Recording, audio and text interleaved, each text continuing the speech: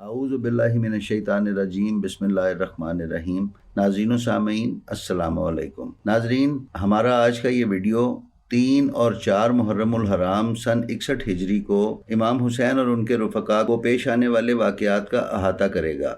तो आइए चलते हैं अपने वीडियो की तरफ और देखते हैं कि पहले 3 मुहर्रमुल हराम को वो क्या वाक़यात थे जो इमाम और उनके रुफ़क़ा को दरपेश हुए।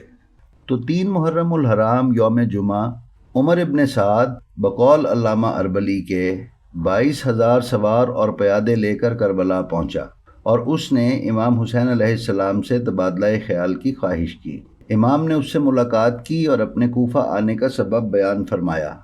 उसने इब्न ज़ियाद को गुफ्तगू की तफसील लिखकर भेज दी और ये भी लिखा कि इमाम हुसैन फरमाते हैं कि अब अगर अहले कूफा मुझे नहीं चाहते तो मैं वापस जाने को तैयार हूँ। इब्न ज़ियाद ने उमर इब्न साद के जवाब में लिखा कि अब जबकि हमने हुसैन को चुंगल में ले लिया है तो वो छुटकारा चाहते हैं, ये हरगिज़ नहीं होगा। उनसे कह दो कि ये अपने तमाम अजीज़ व अक़रबा समेत बैत यजीद करें या कत्ल होने के लिए आमादा हो जाएं। मैं बैत से पहले उनकी किसी बात पर गौर करने के लिए तैयार नहीं हूँ। जब उमर इब्न साद लश्कर लेकर करबला पहुंचा तो जनाब ज़ैनब सलामुल्लाह अलैहा ने इमाम हुसैन अलैहिस्सलाम से कहा कि भाई, चारों तरफ से फ़ौजें आ रही हैं, आप भी अपने दोस्तों में से किसी को ख़त लिख दीजिए कि वो आपकी मदद के लिए आ जाएं। इमाम ने फरमाया, अच्छा बहन। फिर आपने ख़त लिखा, बिस्मिल्लाहिर्रहमानिर्रहीम, हुसैन इब्न अली की तरफ से, मर्द फ़क़ीह हबीब इब्न मज़ाहिर के नाम,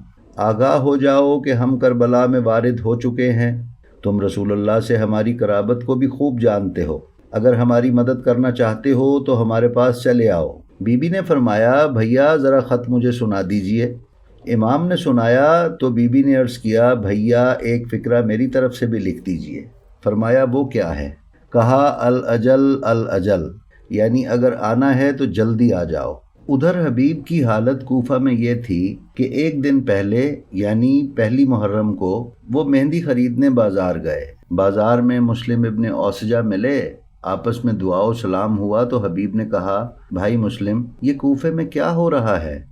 तलवारें सैकल की जा रही हैं, नेज़ों की अन्नियाँ जहरों में बुझाई जा रही हैं, ये किस बड़ी लड़ाई का एहतमाम किया जा रहा है? मुस्लिम इब्न औसजा ने कहा, हबीब, इतने गाफिल बैठे हो, तुम्हें पता ही नहीं कि ये किससे लड़ने का सामान है? ये मेरे और तुम्हारे मौला हुसैन के कत्ल की तैयारियां हो रही हैं। हबीब ने कहा, अच्छा, क्या वो वक्त आ गया? औसजा ने कहा, हाँ, बिल्कुल करीब आ गया। हबीब ने जो मेहंदी खरीदी थी वो फेंक दी कि अब इसकी ज़रूरत नहीं, अब मेरी दाढ़ी मेरे खून से खिजाब की जाएगी। फिर घर चले आए और मुतफक्किर और परेशान होकर दस्तरखान पर बैठे थे कि एक मर्तबा दरवाजे पर दस्तक हुई। पूछा, कौन है? मेहमान ने कहा, इमाम हुसैन अलैहिस्सलाम का कासिद हूँ, इमाम ने आपके लिए ये ख़त दिया है। हबीब ने ख़त हाथ में लेकर आंखों से लगाया, बोसे दिए, थोड़ी देर तक खड़े रोते रहे। उसके बाद वहाँ से ख़त को बंद करके आंसू पोंछ कर घर में आए और खामोश बैठ गए। ज़ौजा ने कहा, किसका ख़त है? हबीब ने कहा, हुसैन इब्न फ़ातिमा ज़हरा सलामुल्लाह अलैहा का। ज़ौजा ने पूछा, क्या लिखा है? कहा, बुलाया है। ज़ौजा ने पूछा, तुम्हारा क्या ख्याल है? कहने लगे, मैं अभी इस बारे में सोच रहा हूँ। बेगम ने नाराज़ होकर कहा, हबीब, तुम बूढ़े हो गए हो, अभी भी ज़िंदगी से मोहब्बत है। फ़र्ज़ंदे फ़ातिमा तुम्हें बुलाएं और तुम बैठकर सोचो। अच्छा, अगर तुम नहीं जाते हो तो ये मेरी चादर तुम ओढ़ लो, मैं जाऊँगी। हबीब ये सुनकर खुश हो गए और कहने लगे, मसलहत की बिना पर मैंने ये बात कही थी, मैं बड़ा खुश हूँ कि तुम्हारा भी यही ख्याल है। बहरहाल हबीब रात को घर से निकले और रास्तों को काटते हुए करबला की तरफ सफ़र शुरू किया। उधर इमाम हुसैन अलैहिस्सलाम खैमे में तशरीफ़ फरमा थे। हबीब अभी करबला से दूर थे। इमाम हुसैन अलैहिस्सलाम ने जनाब अली अकबर अलैहिस्सलाम से फरमाया, ए मेरे बेटे, जाओ और हबीब का इस्तकबाल करो। जनाब अली अकबर, जनाब कासिम और तमाम शहजादे इस्तकबाल के लिए आगे बढ़े। हबीब करीब पहुँचे और जब शहजादों को देखा तो घोड़े से कूद पड़े, उनके हाथ चूमते हुए आगे आए। इमाम हुसैन के करीब बढ़े तो असहाब ने नाराए तकबीर बुलंद किया। उस नाराए तकबीर की आवाज़ खेमों में पहुंची तो जनाब ज़ैनब सलामुल्लाह अलैहा ने हज़रत फ़िज़ा से कहा, ज़रा देखिए कि ये नाराए तकबीर क्यों बुलंद हुआ। बीबी फ़िज़ा आईं और पूछा और फिर वापस गईं और कहा, आकाज़ादी हबीब आ गए हैं। जनाब ज़ैनब ने कहा, फ़िज़ा, भाई हबीब को मेरा सलाम पहुँचा दो और कह दो कि हबीब भाई, आपने हम पर बड़ा एहसान किया है, اسی 3 محرم کی شام کو حبیب ابن مظاہر قبیلہ بنی اسد میں گئے اور ان میں سے جاں باز امداد حسینی کے لیے تیار کیے۔ وہ انہیں لا رہے تھے کہ کسی نے ابن زیاد کو اطلاع کر دی۔ اس نے 400 کا لشکر بھیج کر اس کمک کو رکوا دیا۔ امام حسین علیہ السلام نے عمر ابن سعد کی جانب عمر بن قرظہ بن قعب الانصاری کو بھیجا کہ وہ دونوں لشکروں کے درمیان ملاقات مقرر کریں۔ وقت مقررہ پر عمر ابن سعد اپنے ساتھ تقریباً 20 سواروں کے ہمراہ باہر نکلا تو امام حسین علیہ السلام بھی اسی انداز میں نکلے، لیکن جب وہ لوگ ملے تو امام حسین علیہ السلام نے اپنے اصحاب کو حکم دیا کہ وہ پیچھے رکیں، اور عمر ابن سعد نے بھی اپنے سپاہیوں کو یہی حکم دیا۔ پھر دونوں کے درمیان گفتگو کا سلسلہ شروع ہوا۔ یہ گفتگو بڑی طولانی تھی، یہاں تک کہ رات کا کچھ حصہ گزر گیا۔ اس کے بعد دونوں اپنے اپنے اصحاب کے ہمراہ اپنے لشکر کی طرف لوٹ گئے۔ ناظرین، کچھ لوگوں نے اس گفتگو سے اپنے گمان کے مطابق چند امور اخذ کر لیے ہیں جن کا حقیقت سے کوئی تعلق نہیں۔ مثلاً یہ کہ امام علیہ السلام نے ارشاد فرمایا کہ میں اسی جگہ پلٹ جاؤں جہاں سے آیا ہوں۔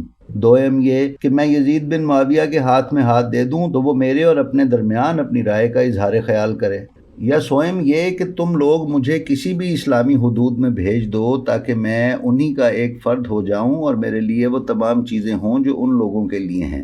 یہاں پر جناب عقبہ ابن سمعان کا اس سلسلے میں بیان ہے کہ میں امام حسین علیہ السلام کے ساتھ تھا اور آپ کے ہمراہ میں مدینے سے مکہ اور مکہ سے عراق آیا تھا، اور میں آپ سے پل بھر کے لیے بھی جدا نہیں ہوا یہاں تک کہ آپ شہید کر دیے گئے۔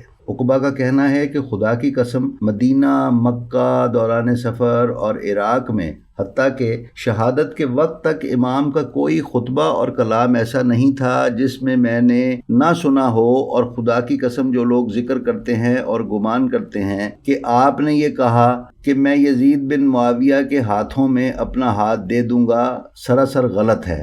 اور آپ نے یہ بھی نہیں کہا کہ ہمیں کسی اسلامی حدود میں بھیج دیا جائے۔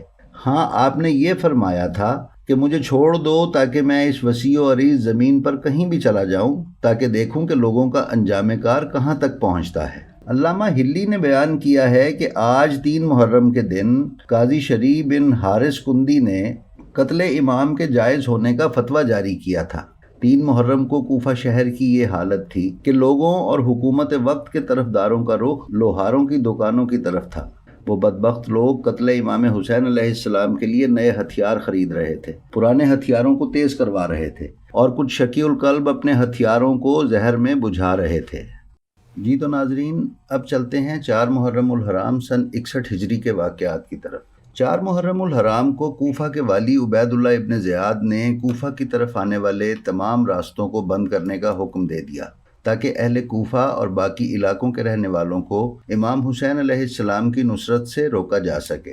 پھر وہ مسجد کوفہ گیا اور اہالیان کوفہ کو اکٹھا کرنے کا حکم دیا۔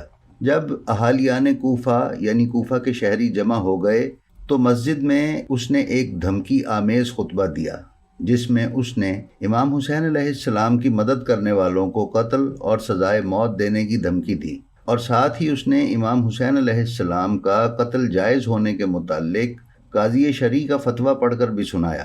پھر اس نے امام حسین علیہ السلام کے خلاف لوگوں کو بھڑکایا اور لالچ دیتے ہوئے کہا کہ حکم یزید سے تمہارے لیے خزانوں کے منہ کھول دیے گئے ہیں، تم اس کے دشمن حسین سے لڑنے کے لیے آمادہ ہو جاؤ۔